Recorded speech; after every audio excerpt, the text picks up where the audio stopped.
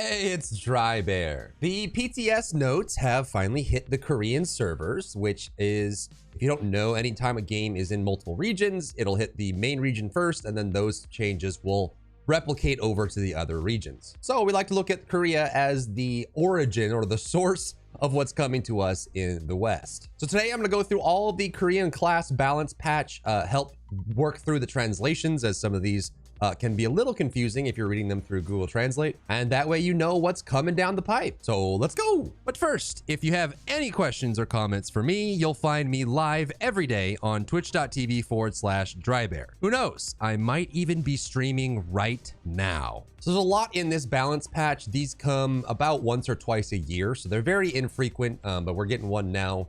And I think a lot of the delays that we've seen for the classes coming to the West has mainly been because they want to wait for these balance changes to hit Korea. And I'm guessing that both Lance Master or Glaivier and Destroyer are gonna hit the West with these balance changes implemented, rather than in a different state that they're gonna change later. So I think they're gonna show up as the new state. So we'll get these here, which is pretty cool because both Destroyer and Lance Master or Glaivier got some really cool changes. So the very high end synopsis of this is they are looking at synergy reorganization.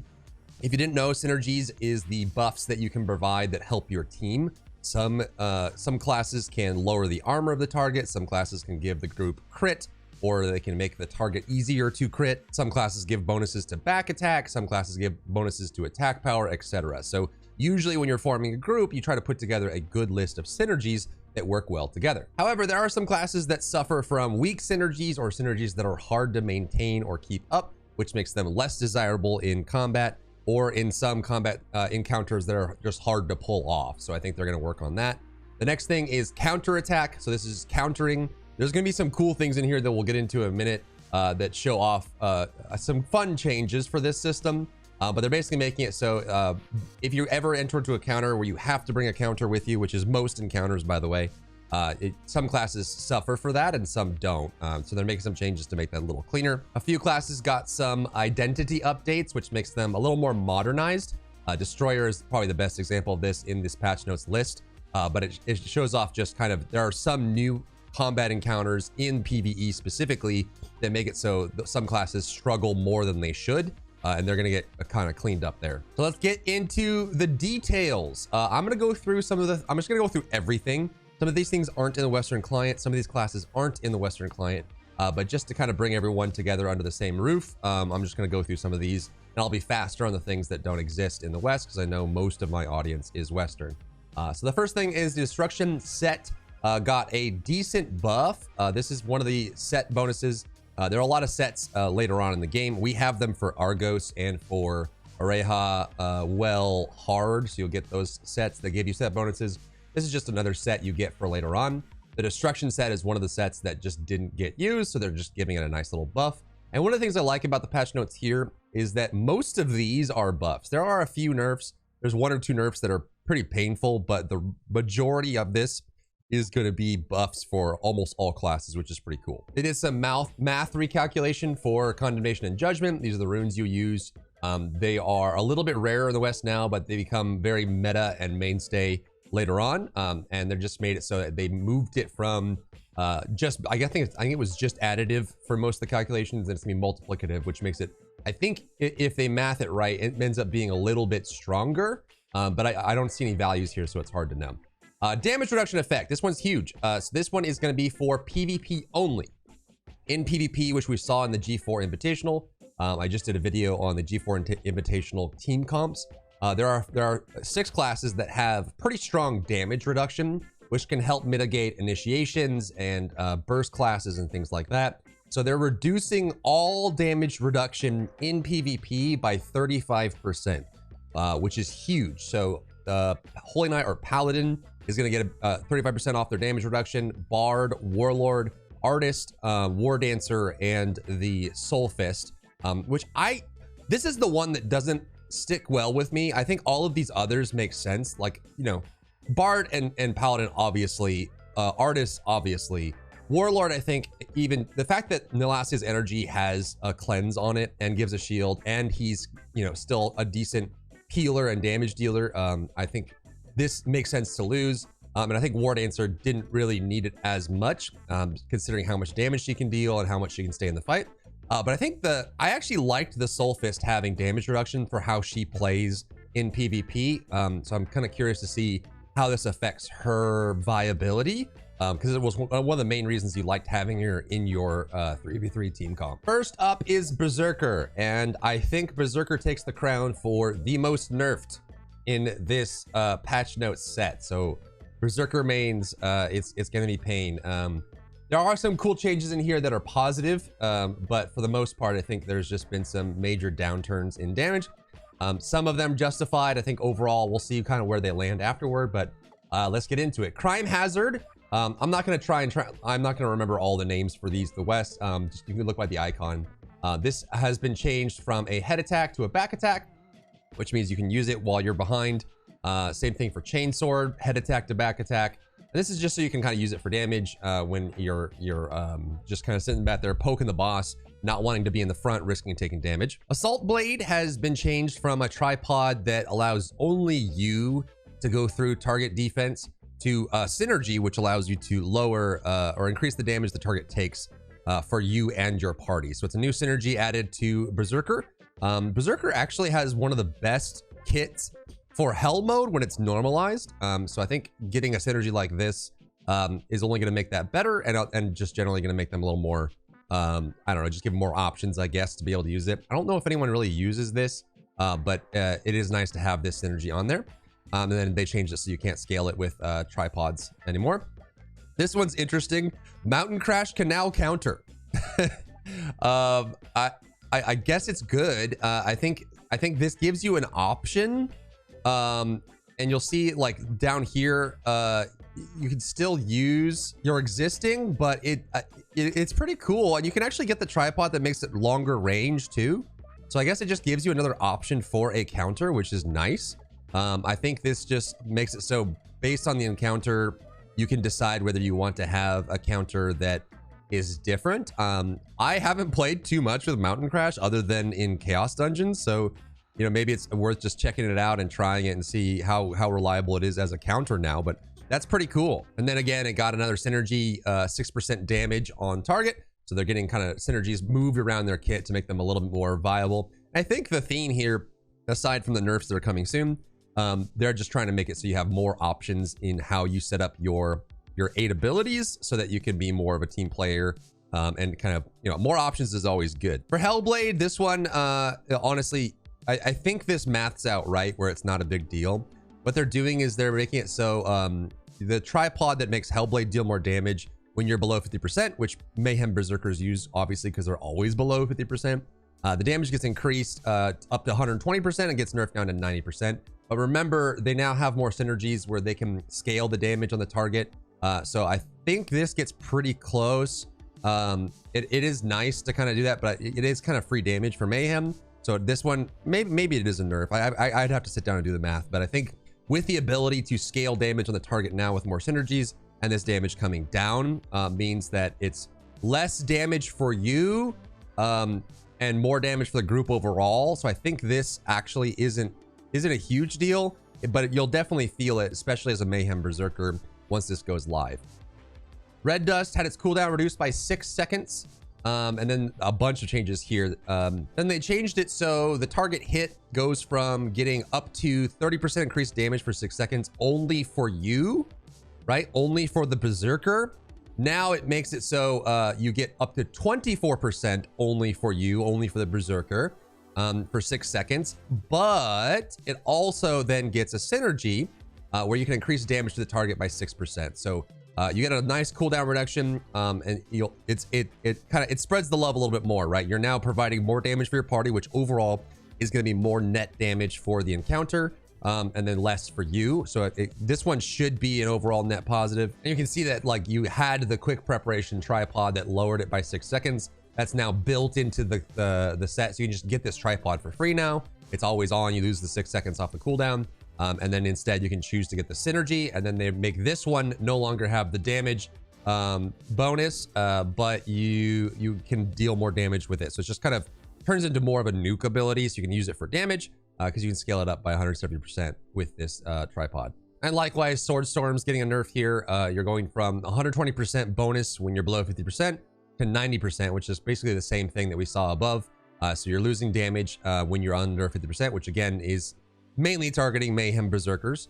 So this is damage is going down, but hopefully with the overall, the more synergies added to the kit, and the amount of damage you're providing to the party when they get scaled up, hopefully this ends up equalizing a little bit better for the group. And here's a great example as to why I wanted to do the video. Brazil's secret. Good job, Google. So this is Berserker's technique. It got the crit damage got increased, and then the exhaustion effect is not occur at the end, which is there. So just kind of like a nice little buff there. I think too many people were going Mayhem and they wanted to equalize that a little bit. The crazy effect, which is Mayhem. And this one's gonna hurt. This is basically just a damage nerf. So you can see that when you're in Mayhem, damage dealt to enemies right now is increased up to 18%. If you have the engraving to level 3, it's gonna go down to 14%. So it's 4, 9, 18 to 3, 7, 14. So the top end on that when you max out Mayhem is going down by 4%. Again, with the other damage reductions flat, I think overall it's going to feel worse. I mean, you're going to have less damage going out, but I think that they are saying that the Mayhem Berserkers were in, they've been showing very high average damage and excellent performance. They've been getting, it's a little bit, you know, they've been getting MVP rather regularly. So I think what they're doing is they're just trying to take away some of the selfish damage, the damage that, you know, they provide to themselves, and give it to the party with more synergies, more scaling and things like that, so that, you know, overall the team damage is going up and the individual damage for the Berserker is going down. So this is probably the most contentious of all the changes. The rest of them aren't as bad as this, maybe Deathblade, but we'll get into that. Let me know your comments down below on Berserker, your Berserker main, anyone changing Berserker mains, anyone still sticking with it. I still think that Mayhem Berserker is going to be great. They're still going to do excellent, and they're still going to be picked. I think they're still going to be one of the top classes. Gunlancer, I'm happy about this. A nice update to Red Gunlancer. Increased skill damage on burst cannon by 3.3 in PvE. So I think what they're trying to do is just buff the Red Gunlancer damage and try to differentiate it a little bit from Blue Gunlancer, because there are some people in Korea that are just running Blue Gunlancer and doing similar, whereas Red Gunlancer should be I lose defense and shielding effect and gain more damage. So you get 3.3% on burst cannon, which is one of their highest damaging abilities, plus an additional 5% at top end on the precise bombardment effect, which is the forward attack, which allows you to deal damage in one direction, which is usually just for bosses. This is like your boss damage essentially going up, plus more damage on it, which is awesome. And the overcharged tripod is going up about 5% as well. So just generally, burst cannon getting better. Charged stinger, capture weakness is the tripod that makes you deal more damage to push immune. That's going up by about 5% as well at the very top end. So you're getting 5% more on charged stinger, which is, again, both these are mostly affecting your boss damage.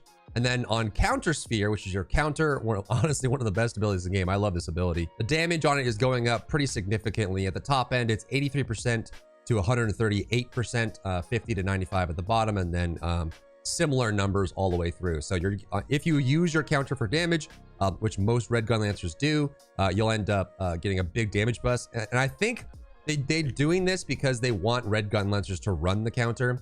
There is some, you know, purple Gunlancers, which is half blue, half red, and then blue Gunlancers that are just kind of ignoring this unless the encounter calls for it. And I think Red Gunlancers using this for damage is very thematic and very cool. So overall, a buff to Red Gunlancers and their boss damage. Next is Destroyer, and I think there's some really cool things in here that are new and interesting and fun, and I think this is why they delayed Destroyer, is they wanted these changes to come, because these changes make Destroyer, I think, a lot more enjoyable to play, a lot of quality of life in here, and a lot more fluid. Now, I know for those of us that are just only playing the West, you've never played Destroyer before. The quick synopsis of how he plays: he has blue abilities and he has purple abilities. The blue abilities build up these cores. He has 3 of them, and then he uses the cores to spend to use the purple abilities. And then typically, however many cores you build up is how you spend, and your purple abilities are your strongest. So all these blue abilities, most of them give 1 core, and then they have a tripod effect that makes it so you have a chance to get 2 cores, which means you can build cores more and use your spenders more often. So what they did is they made Gravity Impact, which is the forward ground attack that you lift up your hammer, slam it, and lift it again. It now by default always gives 2 cores. So you can think about it, if you are a resource building kind of class and then you need 3 cores to spend for max damage, and you get 1 at a time, getting 2 at a time, which is double efficacy all the time, this is huge. And this is going to make gravity effect feel a lot better. And they just got rid of the chance to get an extra core, and they made it so it's guaranteed to get an extra core by default. And they changed the lucky core tripod effect to quick movement, which gives you more attack speed. Gravity impact is one of your slower abilities with a longer channel, so being able to use that to a higher speed means that you can get these cores more reliably. And yeah, it just makes the gameplay more fluid. Power Strike got an extra core as well, so you get an extra core every time you use it, which is huge. And instead of having to go into this lucky core tripod where you have a chance to get an additional core, that's gone. And now they get an armor down synergy like Artillerist, so that you'll be able to just use this as part of it. And again, they added the tripod effect that allows you to increase the attack speed, which is casting speed, so you can make the ability faster. Same thing again for jumping smash. You get 2 cores instead of 1. So 3 abilities that now give double the amount of cores for your spenders. The builders just got all more fluid and faster. And then they added the armor down, so another synergy available for class building. And Earth Smasher was an ability that didn't really get used, and I think that's why they're buffing it a good bit. They're changing it. I think this is right. You get 3 cores when you attack with it. Then they're removing the chance to get an additional core. So you get 3 cores. You can instantly fill your core meter and then spend right away with a purple ability. They get attack speed instead of this chance, which I'm glad I'm glad Lucky Core is just going away. You had to take it and it didn't feel very good. And then they're changing Traces of Pain to Toughness, which is Tenacity in the West. It says immune to damage taken, but that's just Google being wrong. This is actually just being a knock up and knock back immune. So you can then use this without being knocked up or knocked back. You get 3 cores out of it, and you can make the attack speed faster. Running Crash, which you saw used about half the time. Some people run it, some people don't, and I think some people choose it based on the encounter. It can be very good. Change to 2 cores all the time. The cooldown has been reduced by 2 seconds. Mana consumption is down. Damage during PvE is down to match the cooldown. Usually when you see these numbers here, like damage coming down in PvP and PvE, you're going to be using it more often, so they just don't want to like over increase their overall damage output. It lost Lucky Core because it's getting 2 guaranteed, gaining attack speed as a tripod as well. Then it's losing its cooldown time because it's being built into the ability, and then you're getting damage reduction, which you will see this in PvP. Running Crash is very common in PvP. It's this channeled forward charge. So you use it, and being able to take reduced damage while you're doing it is pretty cool. Gravity Force is getting 2 cores instead of 1, a big theme here. You can see this continuing. They're losing Lucky Core, which was yuck. We don't like that. And instead, they're getting an enemy attack down and movement speed down on it. This one, I don't know. Some people stand by it. A lot of people don't. So I'm curious to see if this gets picked more because of this.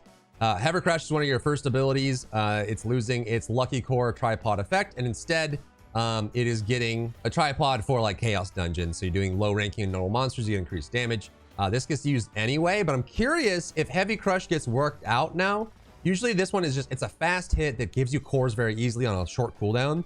But now that a lot of these other abilities are giving 2 cores each, I wonder if Heavy Crash maybe won't show up in builds as much anymore. Dreadnought changed to 2 cores. This is one of your counters.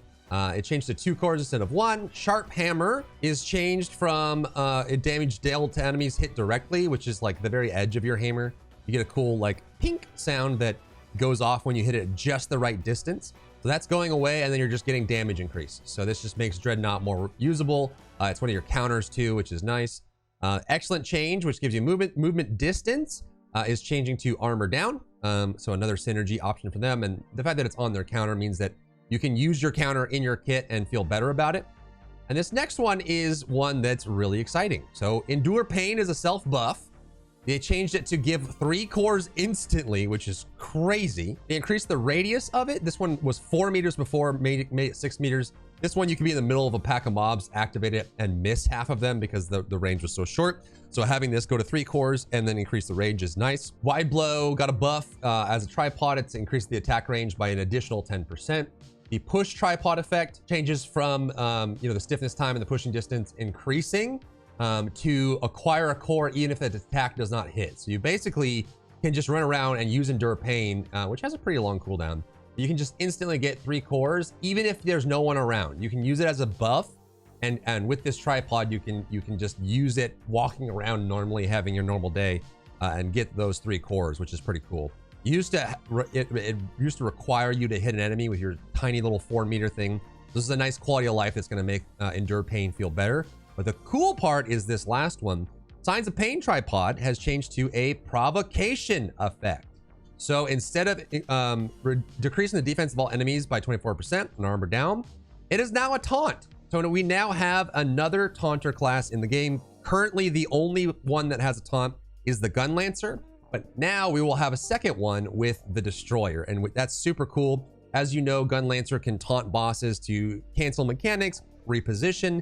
So giving Destroyer a taunt as well is going to be really cool. It makes them much more useful, much more desirable, and I think it's just a nice change overall. It just makes them, you know, fit into team comps so much easier now. Power Shoulder, which is like a little forward thrust, got changed to 2 cores by default.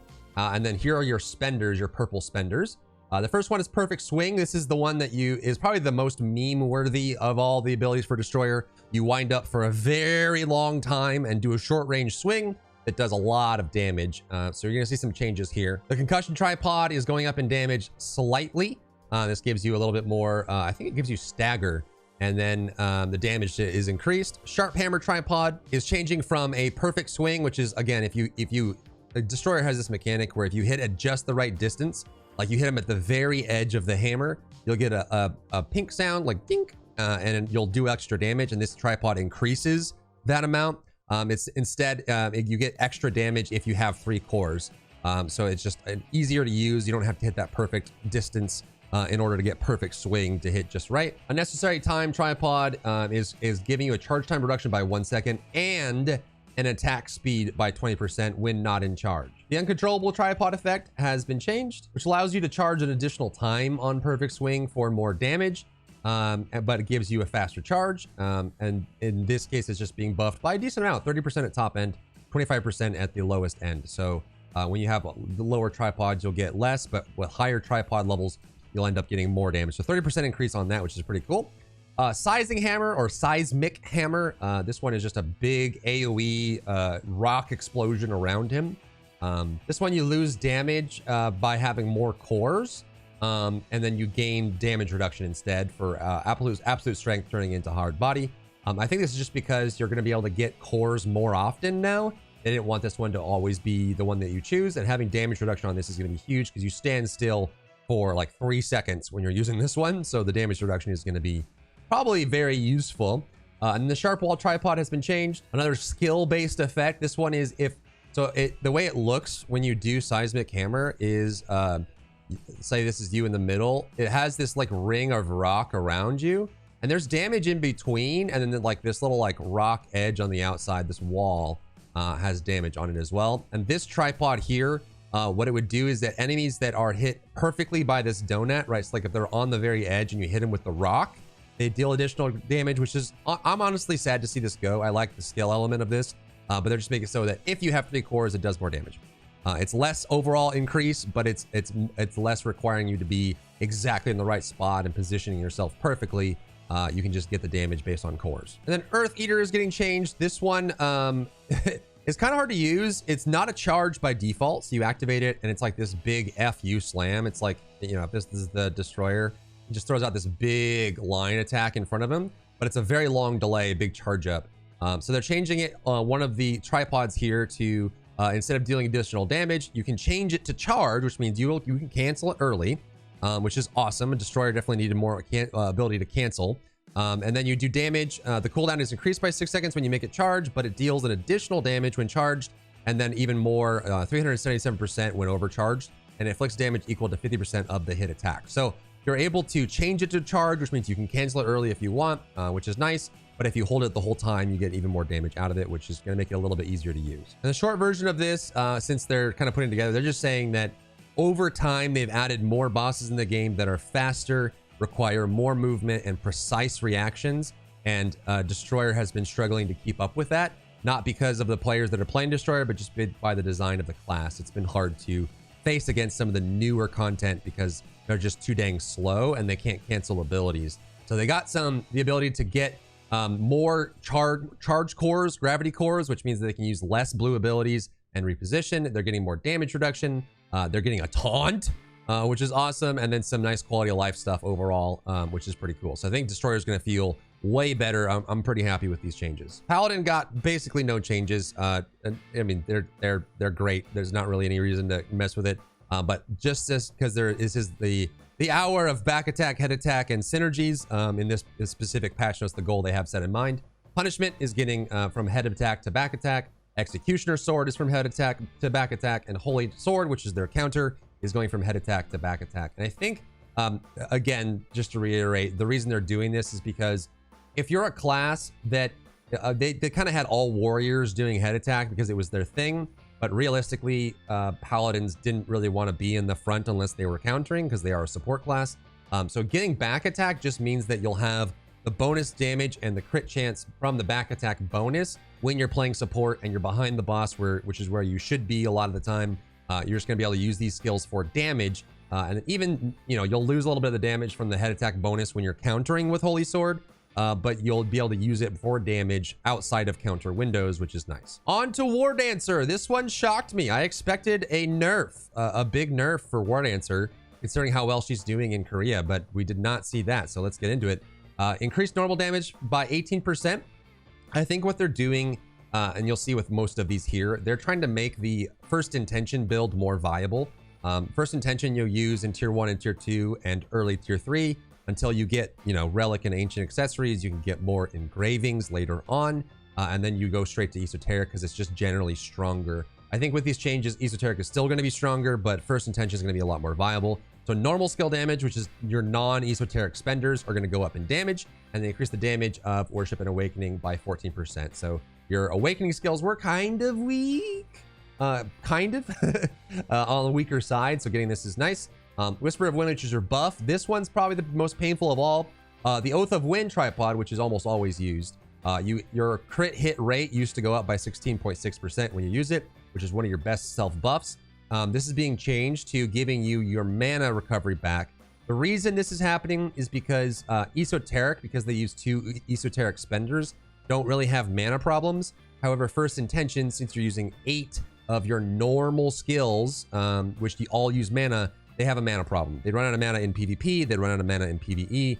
So this is, you're losing a crit chance buff and then gaining mana, which is going to hurt esoteric and benefit First Intention. Your little, builder Fist Frenzy, which translates to I'm crazy, is going up by 8% in PvE, which is awesome. Your counter, which is one of the best counters in the game. This one's crazy fast. It's being changed from head attack, back attack to just back attack. So you get just the back attack damage. Again, you can use your counter for damage when there's no counter windows. Big Kick Boy goes up by 12% during PvE. This is another builder that gives you esoteric. I think I recommend esoteric players prior to 1385, 1370 or so, or even 1415. Run this instead of a second esoteric, just because it does about the same damage until you get high wealth runes later. And this one can do even more damage now. This one hits pretty freaking hard. This is an ability that almost nobody uses, in the West at least, because we don't really have reason to, but it's changed from head attack to back attack. So neato. First Intention is getting a small damage increase. So from 15, 20 to 25% to 15, 22, 30%. So overall, I guess they're happy with where Wardancer is. First Intention is getting a lot of buffs.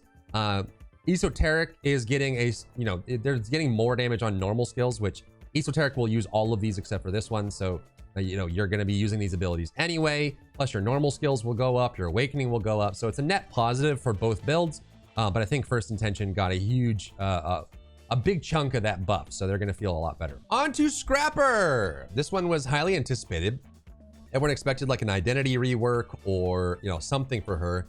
But I play my highest eye level in the West is Scrapper, so I'm happy with a lot of these. This is going to be pretty cool. Right off the bat, all skills go up by 25% damage. That's huge. That means they're generally just going to be doing a lot more damage, which is cool because I think specifically for shock training, which you have to stand still for a lot and you're kind of slow, getting the extra damage means you can focus more on getting the right hits at the right time with the highest value rather than trying to feel like you have to play fast. And this just makes taijutsu just better all the time. Forward blow has its tripod changed. They're losing attack power increase when you use this. So the way I think this is mostly going to affect, I mean, it affects both builds, I guess.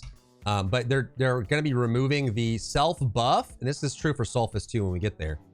They're removing the self buff and just giving you more damage, which means that you're less reliant on having your buffs up when you use your abilities, and it kind of plays smoother overall. So I think it's just quality of life passes.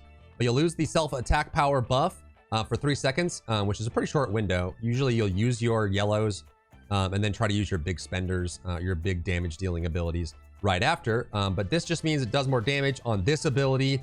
You got damage overall, but you lose some of the self buffs, which means you don't need the self buffs up to do your abilities and do damage. Same thing for Fierce Assault. You're losing the attack power buff on that, but you are getting a damage increase on this ability. So this ability could turn into a nice little burst ability because the damage on it goes up quite a lot.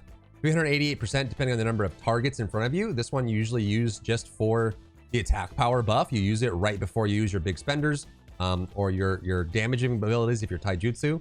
And now you can just use it for damage, and it still gives you energy if you need it. And yeah, that's pretty cool. Push out, which is basically only used by taijutsu. The hard armor tripod effect has been changed to Fist of Patience. I'm not really sure why they did this one, to be honest. I don't see a problem with taijutsu in the high end on Korea, but I guess they had stats showing otherwise. So this one is, instead of getting a smaller amount of damage reduction instantly, you get less damage reduction, but then it stacks up, which is pretty cool. And I think with higher tripods up to 7.3%. On this one, you can get some good damage reduction on that. No one really uses this one, but it's going from head attack to back attack, which is cool because this one doesn't really need to be head attack at all. It's called Referee here. I forget the name of it in game. One glance is your roundup sweep. You go from head attack to back attack, which is nice. This is your counter or one of your counters. So again, you can use it for damage for back attack when there's no counter window. The strike, the heavy strike here, head attack to back attack. Crushing strike, which doesn't get used very much either. Head attack to back attack. So a lot of these are just moving in there. And they're doing a slight buff to my favorite awakening for Scrapper, which is the big punch. You have the big punch, and then you jump up in the air and do the dunk. The way the punch works is the closer you are to the enemy when it fires, the more damage it deals, up to doing max damage when you're right next to them. So the way you play this is you stand right next to the boss or the monster, activate it, and hopefully after the 3 or 4 second wind up, you are still right next to them. And they're making it a little less punishing. So the minimum damage or the minimum range currently is 0 to 2 meters. So you have to be right up nuts to butts on top of them to get the maximum damage out of it. And it goes 0 to 2, 2 to 4, 4 to 6. They're making the minimum a little bit more forgiving. So instead of 0 to 2 for max damage, it's 0 to 3. So you can be a little bit further away and still get max damage when this goes off. And then, that range decreases less aggressively, which is nice. The top end is still the same, but you can still you can get a little closer and still deal max damage, which is nice. And they're taking Chaijutsu, which is extreme chess in translation. They're making it they're buffing it a little bit. So everything's staying the same except the damage of energy skill, which is your stamina skills, is going up by 5% on each rank. So a nice little taijutsu increase. On to Soulfist, one of the most contentious classes in all regions, actually. Generally, I think one of the things that hurts Soulfist most is it takes the longest, I think, of any class to feel good. At tier 1, tier 2, it feels pretty bad, to be honest, unless you're, it's your first character. I think this one, comparatively to others, feels pretty bad. Early tier 3 feels bad, and then the later you get into tier 3, they just keep getting more and more awesome. But they just take so long to get online. Part of it's because they have a heavy reliance on specialization for their robust spirit build. And so you're going to see some nice quality of life increases in here that make it feel better. So first of all, right off the bat, all skills except for base attacks and awakenings, 30% damage. Bam. PvP, 9% damage. Bam. Overall damage increase, which is nice. The air release, which is your self damage buff plus damage reduction for teammates, and rather than giving yourself, because they have, so one of the problems that they have with Soulfist is they have like 3 or 4 self buffs that don't stack, which is kind of weird.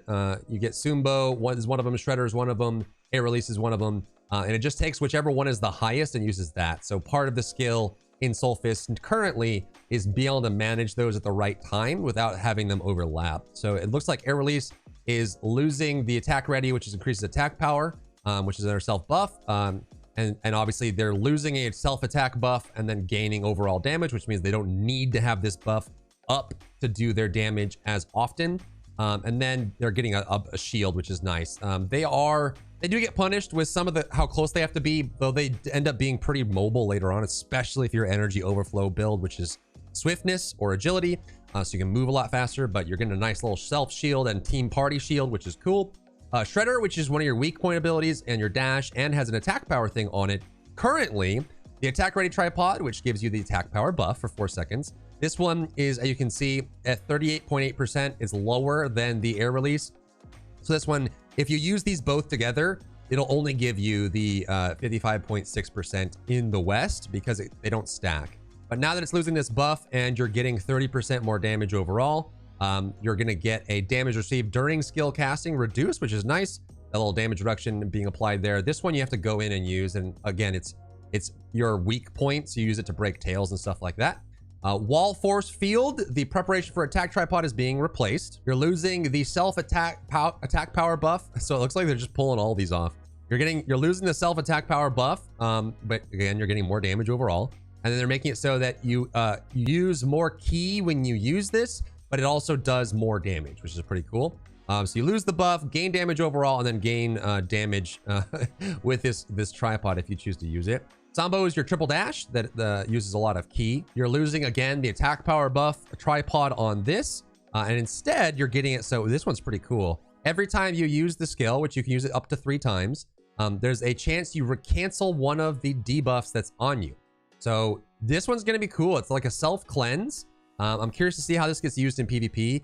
The risk with Sunbo is the first, so it's a 3-hit chain. The first and second dash aren't too bad for ki consumption, but the third dash uses almost your whole bar of ki, which means if you're running Robust Spirit or you're in PvP, which means you can hit 0 ki, using these all 3 in combat can be a bit of a risk because you can run out of ki and not be able to use abilities. But it's cool. You can now, you have a chance to self cleanse 3 times. That's pretty awesome. So I think this plus the damage reduction on this right here, and then the self shield and the cleansing means that you're going to be a little bit more, I guess, more flexible and more defensive in combat. Hollow Bullets which is one of my favorite abilities that literally never gets used. The trance tripod is selected. The time until attack occurs has been changed to be 40% faster, so you can use it faster. I don't think this is going to make it get used, except for maybe in Chaos Dungeons, but I think that's cool. I like this ability a lot. It's pretty neat. So I hope it gets used now with this change. The Channeled Kamehameha Beam, which gets used in Chaos and not very often in other encounters for Soulfist. The damage of it is going up by 11.7%. So they're telling you they want you to use it in more encounters. The Concussion Tripod effect, which gives you stagger, is being replaced with one that gives you more attack range. So you can use it from further away and be safer, which is cool. They're losing the boss damage tripod and then getting one that makes it so you are immune to knock up and knock back, which is nice. That's super cool. I think this one, and then I was sad to see the little ring attack, whatever it's called. That one, the little donut that you do, that one needs, I think, stagger immunity as well, and knock up and knock back immunity, because you just, oh my god, you're putting yourself in such a risk for such a squishy class. But it's nice to have this one have an option for knock up, knock back immunity. That's pretty cool. The stagger up from this tripod up here is being moved down to here, and then these are just being swapped, right? So you're losing the attack distance on this one for long range strike, and it's going to concussion, which gives you more stagger, which is pretty cool. Ruthless is being changed to concentration, which increases damage to staggered enemies, or knockdown enemies, or CC'd enemies, to just getting damage overall up to a maximum, which is pretty cool. Losing toughness, which is immune to knock up, knock back, which we know moved up to this tripod up here. And then this is just getting damage to bosses. So everything's kind of being moved around. It's kind of confusing if you just look at it, but it does. I think this is a good change. It means that not only are you dealing more damage with this ability, you do have the ability to push the stagger, knock up, knock back immunity on it, and we're also getting a damage to bosses, which is bigger than it was before, right? So you have 50% up here, it's up to 70%. So I think overall this makes this ability better. And when selecting the Fierce Assault tripod, the damage is the same as before, but the holding time of the skill has been reduced by about 50%. So you channel faster, which is awesome. I think this ability is going to feel a lot better, and I hope to see it getting picked more in PvE. Fire Rage, which is your merciless assault, is one of your big damage dealers in your kit. The attack range of the last attack, which is the most damage, when you have cool movement, Tripod is increased in range, so you don't have to be as close. You can still get that last hit, which is nice. Line Down, which is Bolt Crash, I believe it's called, is going from head attack to back attack. And then the Awakening damage is going up by 55%. And shockingly, even though the Awakening is the highest damage dealing ability in the game, in some encounters in Korea at the highest level, some Soulfists aren't using it because it's too much of a risk or the damage isn't really worth it. So they aren't taking the Awakening. They used to be taking the Awakening engraving, which gives you 3 extra uses and reduces the cooldown by 50%. I think this huge buff to Awakening damage is trying to convince them to bring back the Spirit Bomb and bring back Awakening as part of the build, which is pretty cool. You can now cancel your hype state, which is awesome, especially for Robust Spirit, which only has 1. They go from hype level 0 to hype level 3 and back and forth. Being able to cancel it early to start the cooldown early means that when you have transitions in team encounters, you can then, be able to just end it, so you don't have to wait the whole time. And then a nice damage buff to Samek Tatong, which is Energy Overflow. So if you take the one that says that you still have hype 1, 2, and 3, but you can't go below level 1 in ki, which means you can't run out of ki, you get a little bit more damage. Just going from 5, 10 to 15 to 6, 12, 18. So you're getting a nice 3% damage buff when you have the engraving at level 3. On to Glaivier, the one that coming to the west. This is overall just some nice damage increases. It's not, flashy, but it is enough. And I think they wanted to get this in before the class moved to the west. So your counter, which is this one here, I think it's Rising Moon or something. It's head attack, going from head attack to back attack, so you can use your counter for damage. Line Window, which is one of your Moon Stance or your Glaive damage dealers. It's going from head attack to back attack, which is nice. You can do a little bit more damage with higher crit with that one. Red Dragon Gun, which is your Dragonfly something. This one is one of your most damaging abilities, and generally Lance Masters or Glaiviers will put runes on 6 blue abilities, the moon, and then 2 red, and this is one of them because it just hits so freaking hard. And the Resolute Will Tripod is getting a small damage increase from 40 to 45% damage to enemies, and then 70 to 75 when you hit the perfect zone, which you should always hit the perfect zone. Destroying Spear Tripod has been changed to just be a little bit better. This one reduces the width of the attack and makes it very narrow, kind of harder to hit, but it makes it always crit right now, to instead making it harder to hit because of the width. It always crits, and the crit damage is increased by up to 44%. So it just does more damage, which is cool.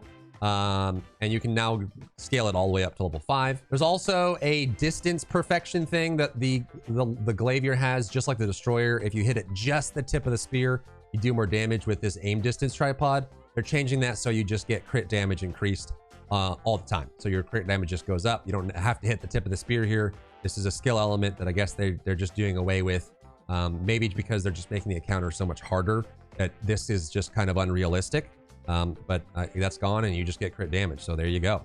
Last wave, another one of your red stance, your spear stance abilities. They are removing when hitting with the tip of the spear, you get increased crit you get increased crit flat 50%, and then the crit damage goes up when you scale the tripod. So no longer needing to hit the tip of the spear, which I'm sad to see go, but it is what it is. Spiral Window is your counter, so you can activate this counter. And this one, you can counter with this ability. And I have not tried this on the PTS. I'm not sure how this, because when you activate this, you go in, it's like the Gunlancer counter. You activate it, and if someone hits you, you counter back. So I guess you can activate your counter, and when they use a counter ability and hit you with it, you instantly counter back and counter them, which is going to be very cool to look at. The Spirit Tip attack has been removed on this one as well, and you're just going to get a crit chance on it, which again, they're just making it deal more damage, which is cool. Four-Headed Dragon, another red spear stance ability. The Spear Tip attack tripod is losing its when attacking with the tip of the spear, and then being nerfed a little bit, so that's just more consistent overall. The Violent Stab tripod is being changed to just get more damage. This one is just a normal ability. You activate and you stab a bunch of times. The Violent Stab tripod makes it a hold, so you can hold it down and charge it, and you can move a little bit while you're doing it, and it gives you more damage. They're just making that damage even more. So it's going from 80% top end to 105% top end, so a little bit more there as well. And then your big jump slam attack in spear stance has been changed to just do more damage. So, you know, this tripod effect that you get, you would just deal more damage with it. And I think what they're saying with this is just this: the Lance Master came out super strong. They nerfed it because it was just owning everything PvP, PvE, and now it sits up just above the middle line. Not the best, but not bad by any means. Kind of pretty good. So I guess they're just saying that as people got better at the class and better at the game, Lance Master wasn't peaking as much as they wanted, so they wanted to give her a little buff. Striker, not many changes. Just like Wardancer, head attack to back attack on the counter, and then head attack to back attack on this ability that doesn't get used very much, to be honest. And then you have your Tiger Rush, Tiger Crash, whatever it is. This is a charge skill. I believe it's a spender.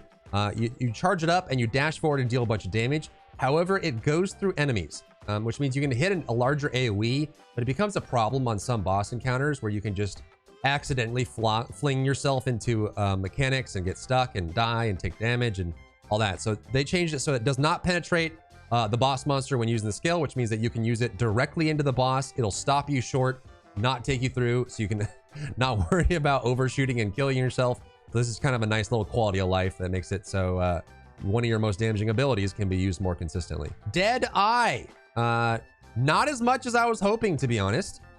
They did get a counter on a pistol skill, which is awesome. I think this was definitely needed because their only counter was in shotgun stance, and it's very slow. So if you weren't in shotgun stance already when you saw the counter, you likely were going to miss it. So having a nice counter attack on the upward kick on execution is nice. And that's basically, that's it, man. It just got a counter on it. That's pretty cool. The Awakening Clay Bombing.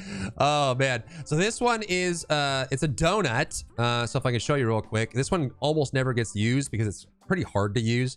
So if this is the Deadeye, there's like this bomb area that exists around him. And like, this is the blast radius, right? It's like inside this outer donut. It's like this big, like air bombing, bomb that goes off behind him. However, there's a dead zone in between him and the bomb. So if you use this ult and the boss is here, he takes no damage because he's in this little dead zone donut. So all this change is saying is that they're now going to add damage in between him and the explosion. So instead of it being a donut, it's now just a giant explosion circle, which I don't know why it wasn't that way in the first place.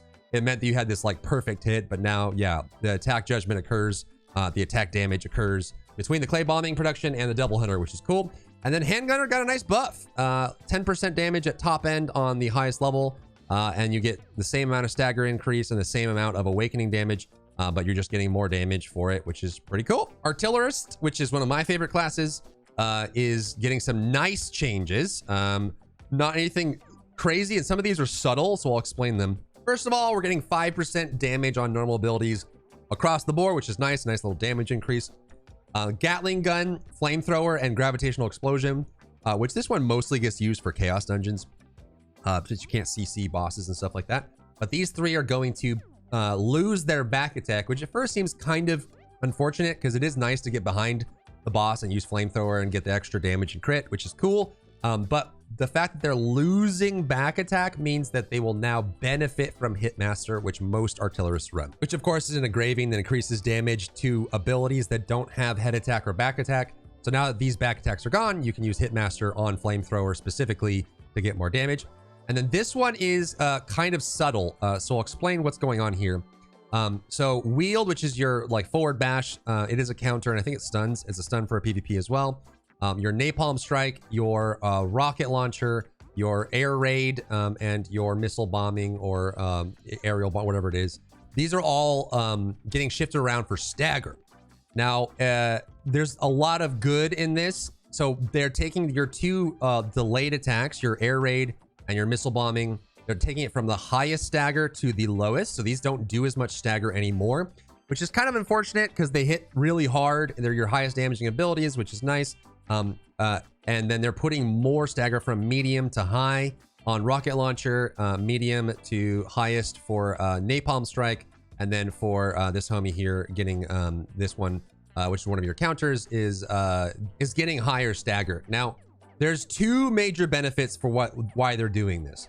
The first is it means that, you know, sometimes when you're trying to do a stagger check and either of these abilities aren't off cooldown, and they come on cooldown, it's too late, right? Because the stagger is so delayed, you know, for both of these, that by the time you get them off and they land, the stagger check's gone. So now your stagger can come from abilities that are easier and more available. You can use napalm, you can use your rocket launcher. You can get a lot more stagger out quickly, which is good for the West. However, there's a secret thing here that really only Korean players would know about right now. And that's that there are a lot of bosses coming up for us in the West that have retaliation phases. The retaliation phase is when they activate this phase and you attack them or you stagger them, you get punished for it. And in some cases, if you attack them during this retaliation stage, you're supposed to stop attacking. It'll kill the raid. Like, it'll kill everyone if you attack them during this. And the big problem with that is if you stagger them with these, you can kill everybody. But obviously, if you start the missile bombing, which is super delayed, and then they go into retaliation 3 seconds later, it's already too late. You killed everyone and there's nothing you can do. So they're making it so the stagger's lower on these. I think we only have one retaliation boss in the West right now. There's a lot more coming. But it just means that you can use your high damaging abilities without feeling like if you accidentally over stagger during a retaliation window, you're not going to kill everyone without having. It just felt weird to try and predict that far into the future as a artillerist, whereas these are a lot more reliable and easier to use. They removed the counter from napalm, got rid of the head attack. Oh, I guess they kept it here, huh? So I guess we have napalm as a counter, and now we have forward fire as a counter. And I think this is a counter as well. So we got an extra counter. This one gets used a lot for barrage builds, and I think firepower as well. Very easy way to build meter, very fast, very easy. I think it's so much faster. It's shorter range, but it's easier to use. So we're just gonna have a nicer counter with forward fire. This isn't gonna be a huge thing. The second awakening, the turret, which gets used in some encounters, and if the boss moves too much, it doesn't get used. But now it's gonna die less in PvP or PvE, and PvP, I guess, or no, PvE. So you get 300% more HP, which means it can tank more damage without dying, which is nice. And then we're getting some cool barrage mode improvements. These are quality of life that are going to make artillers so much more fun and fluid to play. The first is when you are in your barrage mode, which is your identity, you can cancel out of it with a dash. Oh my God. So if you're in the barrage mode and you're turned into a turret and you're locked in place, you can dash to get out of it, which is huge. It also means that if you're silenced, which if you're not an artillerist main, you probably don't know this, but if you get silenced when you're in barrage mode, you can't cancel it. So you're stuck there, and if the boss mechanic's coming, it's going to wipe you. Good luck, you're dead. But in this case, they're changing it so if you're silenced, you can still cancel it and start moving, which is cool. And it also means that when you are in barrage mode, you can't use items, but now you can use time stop, stealth robe, and shiny stealth robe. So if you get stuck and you can't get out in time, you can time stop yourself, which makes you immune to damage for a few seconds without leaving barrage mode, which makes it so much easier. They made a UI change to make the third state of firepower a little bit easier to read. And then they made it so the concentrated saturation, which is a laser beam, the range is going up by more, which is pretty cool. The speed until the start of the attack animation is 16% increased, and the duration of the attack is reduced. So it's just a little bit easier to use. Nothing but good things for Hawkeye or Sharpshooter. The Blade Storm is getting more hawk gauge, which is awesome. It's useful for both builds, honestly. It benefits the Death Rush build or Death Strike build more because they need the meter faster. But the Loyal Companion build will benefit as well. Slash, which is their counter, is now back attack for extra damage. Tenacious Pursuit no longer has head attack, which is pretty cool. Although this one, I don't think gets used very much at all. The second awakening, the dog, which doesn't get used much at all, now gets 100% of the hawk gauge when it hits. When you're fully charged, which is pretty cool, and 25% when you fire it instantly. That means you can rebuild your meter with this, so maybe we start seeing people use the Fenrir ultimate more, and then Mastery makes you get more hot gauge. So I'm wondering if Death Strike builds will use this a lot more just to get meter. You can ult instantly, just like Gunlancers can, fill up your identity, and then you can Death Strike right away, which is one of the worst feeling parts about Death Strike build is at the beginning when you have no meter and you have to build it up. And then during PvP battles, the recovery is up 50%, and then in PvP it's 30%. So they just get more meter, which is awesome. And I think this is gonna just feel better for Sharpshooters. They definitely needed it.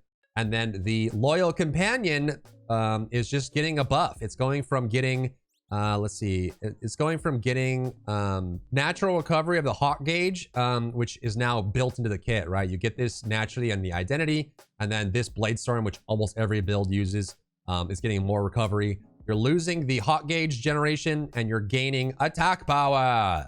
So at highest level of Loyal Companion, 10% attack power. That's huge. So you no longer, and I think Deathstrike always runs level 1 of this. Sometimes they run 3/3 if they have a lot of engravings. That's just awesome. You get more attack power, which is pretty cool. Scouter getting changed. Not too many changes here. It looks like there is, but there actually isn't that much.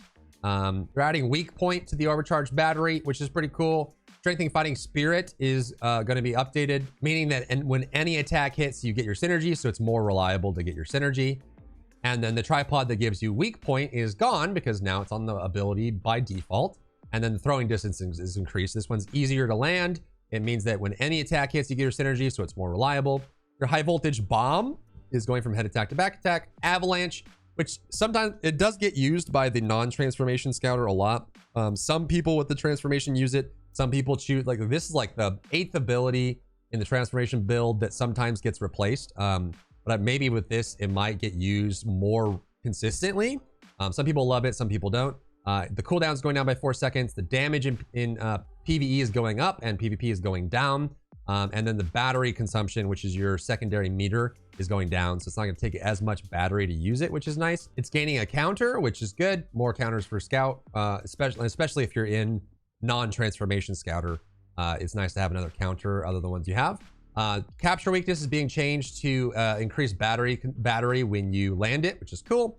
Quick preparation, which is a cooldown reduction, since it's getting its own cooldown reduction by default, is going away. And then you're getting the weak shot, which is more for chaos dungeons, your low level monsters. The zero aim tripod is losing its crit chance, but gaining damage. And I think that's overall a net positive. It means you can put crit chance in your build, and then you just get the damage flat overall. Burst blow, which is in the yellow ones are in your transformation, has a counter, which is cool. And they lose the counter on the Excellion beam. This one's just way easier to use. It's faster, it's more reliable, and I think it has a shorter cooldown as well. Carpet bombing is being changed a little bit. This one almost never gets used, but it probably will now. I think this one's gonna be pretty good now. The cooldown is going up by 6 seconds. The distance that you get from the drone is being lowered. The attack speed of the drone is increased by about 14%, which is cool. And then you're getting a huge damage increase in PvE and a decent damage increase in PvP, which is nice. And the battery consumption is going down a lot. This is one of the reasons why people don't use it. The damage isn't worth, and it uses a lot of your battery meter. So you want to make sure that this coming down with the damage increase is super nice. So higher cooldown, higher damage, less battery consumption. So I think this one will probably get picked up a lot more. Annihilation mode, which I think this is like tactics analysis or something. The damage on this is going up by 75%.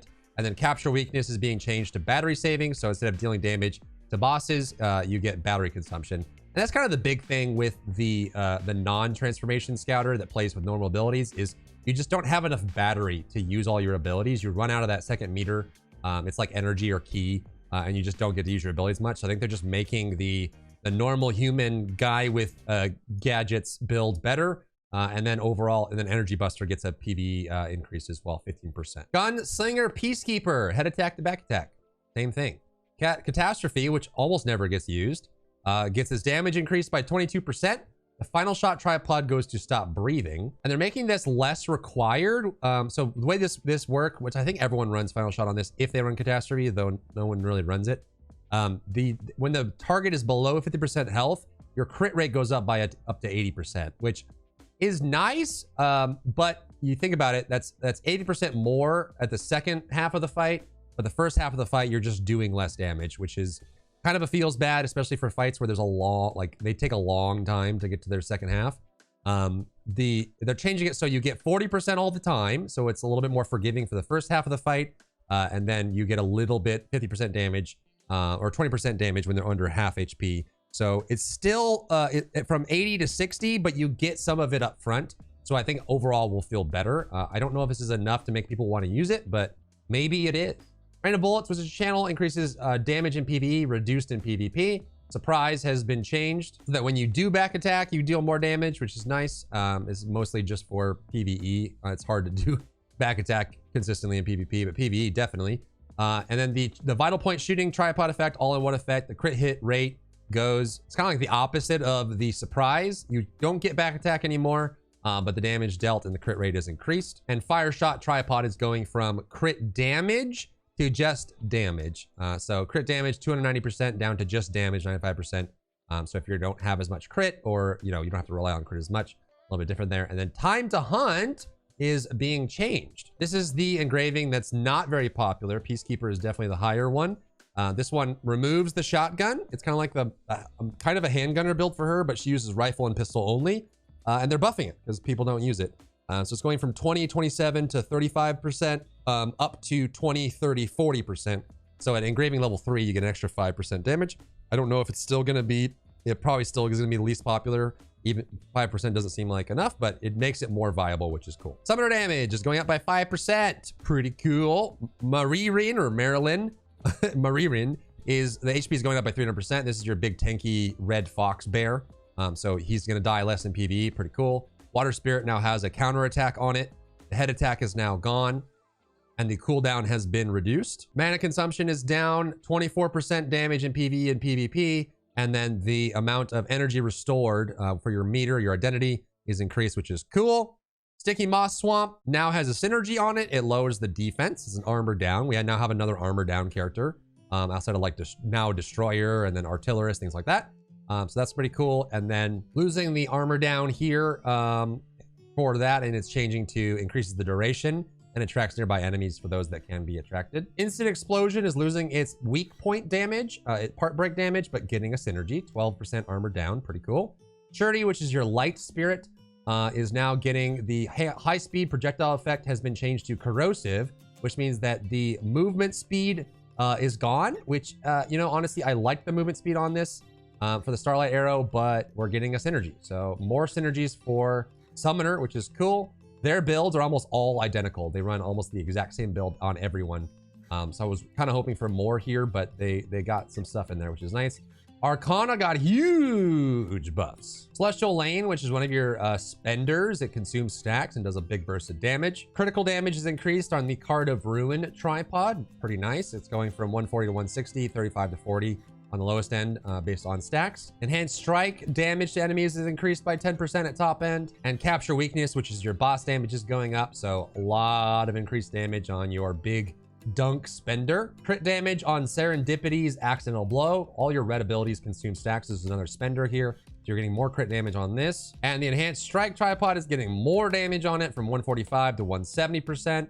Secret Garden is red. It's another spender. The Complete Secret tripod is going from 70% to 80% damage. The Darkness Garden tripod is going from 160% to 190% damage. And the Secret Chance tripod is going from ruin damage, which is your stacks, 80% to 95% against PvE, and in PvP going from 116 to 124. So a lot, just a lot of damage coming on these red spenders. 4 cards going from head attack to back attack. Your dunk, your white here, or your yellow here, which is just a damage ability. Removed head attack, not really a huge deal. Checkmate, which gets used a lot by Emperor's Edict, is getting PvE damage up, which is nice. The Emperor Edict build is less popular, but one of my favorites. I like it a lot. So it's pretty cool. You can now gem the Emperor's Edict skill, which is pretty cool. And then they're buffing one of the most interesting cards you get for Arcana. If you don't know, Arcana pulls cards all the time that all have different effects. There's one that takes your basic attack, which is normally, it's just this like forward, a basic projectile. When you have this card, which is like the Samdusa or like the Hydra card, it turns it into like a split attack, which doesn't do stacks right now, but in this update, it will. So it changes base attacks 3 directions and damage is increased. Instead, it does 3 directions and it stacks. So now you can spread these crazy shotgun basic attacks out, spread stacks on everyone. The damage is increased, and then the damage to enemies below seed is increased. This is going to be probably a really good card to use in Chaos Dungeons, which is cool. The buff icon has been matched, so you know what buff is up based on the card icon, which is cool. This is probably why they delayed Arcana, by the way. And then you can now gem the Emperor skill. Bard gets a brand new counter on the Prelude of Storm. This one is part of almost every Bard kit. It's a huge, it builds a lot of identity meter, your Serenade meter, so it gets used basically on cooldowns. Now it has a counter on it. And this means that what happens a lot with bards is these 2 abilities here. So this Prelude to Storm and Sound Shock. Sound Shock has a damage amp on it, which is getting buffed, by the way. It's getting an extra second on it. So right here, it's going from 2 seconds to 3 seconds. So this is your synergy, but it's hard to get a counter into the Bard build, which is different from the Paladin, right? So what they're doing is they're making so ability that everyone on Bard wants to use now has a counter on it, which means you don't have to sacrifice Sound Shock. This is probably the ability that gets replaced with the counter the most in the Bard builds. So getting a counter in the kit is super nice. That means you can not have to worry about losing a damage amp synergy for your team and still be able to counter as a Bard, which is nice. Stigma is going to get changed. Just like the Sound Shock, the synergy here is going up by a second. So it's gonna be a lot easier to maintain these. So instead of 2 seconds for the synergy damage amp, it's 3 seconds on Sound Shock, and then Stigma also gets an extra second. So it's just gonna be easier to keep these damage windows open for your team, which is nice. Same thing for Bunch of Notes, an extra second on the damage amp, so more easier synergy. Same thing for the Rhythmic Harp, an extra second for synergy. And same thing for Song of Light, an extra second of synergy. So you're getting a counter in your kit, and then all of your damage amp synergies, which is one of the reasons why people love Bards, gets an extra second on all of them. So it's easier to keep these up for the right windows to help your team. And it just makes, I think this is just generally awesome for the Bard. Good stuff. Sorceress was expected to get a huge nerf, and they did get a nerf, but it's not that huge. Cross Columns now has a counter on it. This one is going to make it a little bit easier for Sorceresses to get in front of the boss and counter, which is nice. Squall is going from head attack to back attack. And then this is where the nerfs come in. So the identity, which is you have 2 choices. You can either make your damage go super high, you can spend all your abilities faster, or you can blink with your identity meter. They're making it so the when you have magic enhancement, which is your damage phase, which gets used by Igniter a lot. It's your main thing for Igniter. When you activate it, all your skill damage is going down from 10% to 8%, and then the magic release effect is going from 20% to 16%. So inside of your Igniter damage window, I mean, Reflex uses it too, but it's mostly Igniter. The damage is going down, but the scaling is from specialization as a stat is going up slightly. I think it's overall a net nerf, but it's not very big. It's kind of small, which is shocking because they're excelling. They're so good. And I guess they like how good they are. Maybe, maybe there's more coming, maybe not, but this is like our biannual patch and there's not that much. So if you're a Sorceress main and you were biting your nails worried about a nerf, this one is a slight nerf, but not that much. So most players, if you don't have a lot of spec, you may notice it. But if you have a lot of spec and you're running Igniter, you may not notice much at all. So that's pretty cool. Blade was another class that we expected nerfs for. Not a lot written here, but there is some nerfs here. So what they're doing is they're taking Earth Slash, which is a counter. It's going from head attack to back attack, same thing. So now you can use it for damage outside of counter windows. And then the Burst Engraving, which is Surge in the West. This one makes it so when you get into your Deathblade arts, when you get into your identity form, you stack up every time you hit with damage up to 20 stacks. And when you get those 20 stacks, you can use your Spender, which gets you out of your identity to deal big chunk of damage. And if you have 20 stacks, you get all your meter back. You can go straight back into it. So it's this kind of really fun play style of juggling, getting stacks inside of your Deathblade arts. Then you spend it with the right stacks and come back out. It's actually the second highest damaging ability in the game. And that's why it's getting nerfed here. This is a nerf. So it's like right under Spirit Bomb, but it hits unbelievably hard. It's very, very strong, but super fun too. So what they're doing is they're keeping basically everything, right? The attack power is still 0 to 1% per stack. You're still getting the blade gauge stacked up for the stacks as well. They are rewording it to be a little bit clearer, so you don't have to do math here, right? So instead of 5% per piece for 20 stacks equals 100, they're just saying up to 100%. And instead of saying 7.5% damage per stack up to 250%, they're just saying a maximum of 100% and it scales. So the way this is a slight nerf is you're getting 250% if you have full stacks.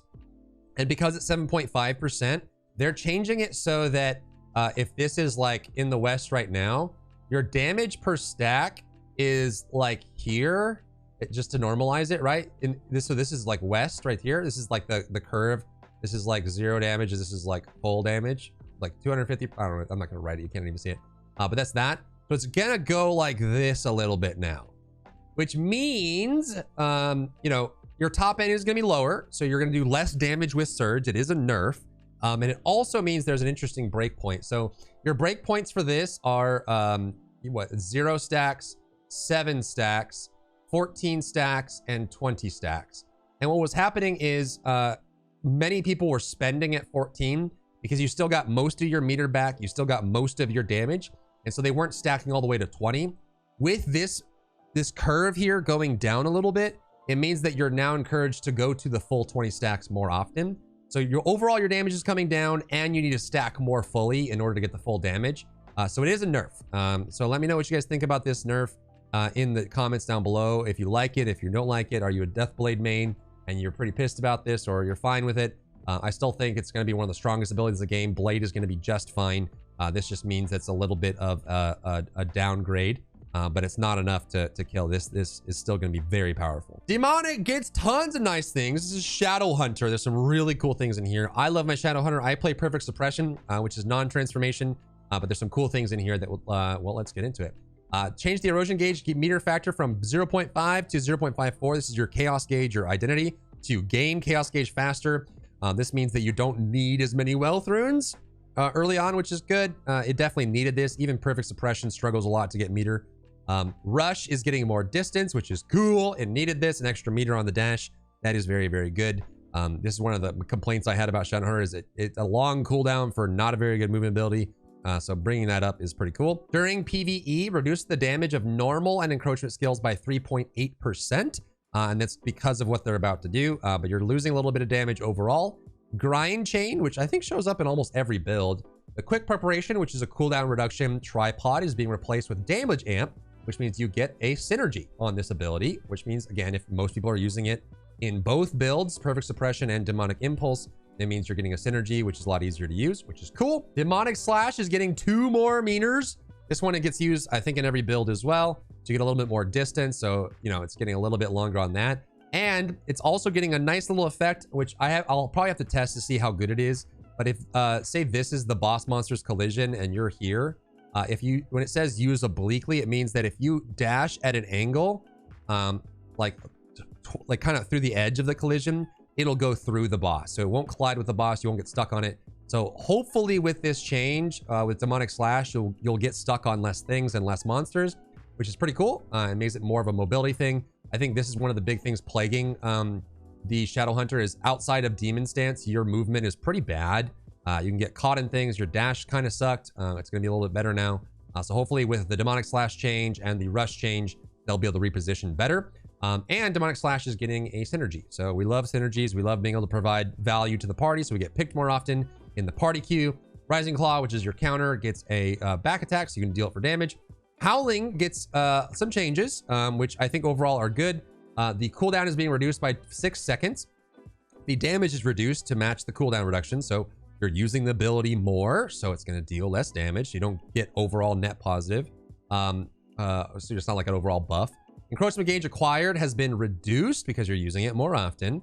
The mana consumption is reduced because you're using it more often. And then the cooldown reduction Tripod is being replaced with a synergy. So you have this built in, which is cool. Another synergy in the kit, which is nice. And then the Cry of Fury, when it hits, the damage the target receives from itself and members is increased. It instead gets, it does more damage to feared targets, which is useful for Chaos Dungeons. So you're losing the synergy here and gaining synergy there. And you're gaining synergy here, which is pretty cool. And you're gaining synergy here, which is pretty cool. So that's mostly for Perfect Suppression and for Demonic Impulse outside of Demon Form. And this is one of the issues that Demon Form had, which you'll see here. They're putting a synergy on Ruin Rush, and they're putting a synergy on Deathclaw. So the problem that Demonic Impulse had is they didn't have any synergies in Demon Form, but their build encouraged them to be in Demon Form as often as possible. So you had situations where Demonic Impulse Shadowhunters were struggling to keep their synergies up for their party, which made them less valuable. So now that they have synergies in their Demon Form, without any need for build changes, things like that, makes them just a lot more viable. Reaper's getting some nice buffs. There's a cool effect here. Damage during PvE increase, neato.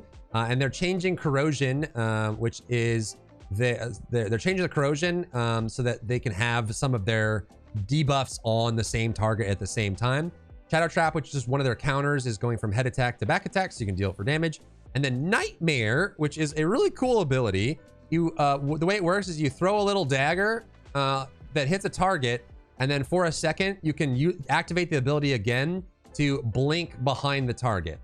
So it's really fun for Reaper to use this to just hit a target and then blink. So what they're doing is they're changing it so it has a counter, which is pretty cool. So you'll be able to counter from range. It's got a decent range on it, so you can hit from a target and counter from range. But it also works with the counter when you teleport behind them. So if the boss is here and this is the front right here, and you're standing behind, you can actually hit them and then blink in front of them and counter them from behind, which is just so cool. I mean, it's flashy, it's fun, it's gonna be super nice. And then they changed their corrosion to be a general synergy. Reaper had their own unique synergy that no one else had, but now it's just an armor down like you know, other classes have, so it fits into the mold a little bit better. And same thing goes for Shadow Dot. Another one of the very common abilities. This one is getting just general armor down, rather than just having its own unique synergy. And then Spirit Catch getting the same thing, armor down, pretty cool. Spinning Dagger, armor down, pretty cool. Saber Stinger, armor down, pretty cool. Ablisto, Phantom Dancer, Death Side, all getting the armor down debuff on corrosion, which is pretty cool. And then the Shadow Illusion, which is your clone, is getting more HP in PvE. They die pretty easily, and it's nice. It means you can spend more time in stealth and reposition, which is cool. Artist is getting some cool changes. When Dongle Bell is dropped, this little orb that she creates that she collects, it's going to be a little bit more easier to collect as it creates closer to the center of the character rather than sometimes being put on the other side of walls or things like that. This is mostly just to deal with environmental collision, I'm assuming. The Ink Baptism is getting increased range, which is cool. Wide Blow is losing its attack distance because it's getting built into the skill. And then it's getting some Harmony Gauge recovery. I think Artist in some cases has some issue building meter, which is nice. It means it can keep up with Paladin and with Bard a little bit more now. There's going to be a couple of these in here, I think. Remove the head attack from Spelling Rage, which I believe is the counter. Then the Tiger thing is getting more stagger, I believe. One Stroke is getting a counter, which is pretty cool. I think they only had, maybe they only have one counter, but another counter option is really nice. More counter options is good for everybody. Your Bean Sprouts, which is your pogo stick, is getting, I think this is lower stagger. And then your Hey Wumul, which is your buff. It's lowering the amount of mana that it gives to your party members, but it's restoring more mana to you, so it helps deal with mana problems for the Artist.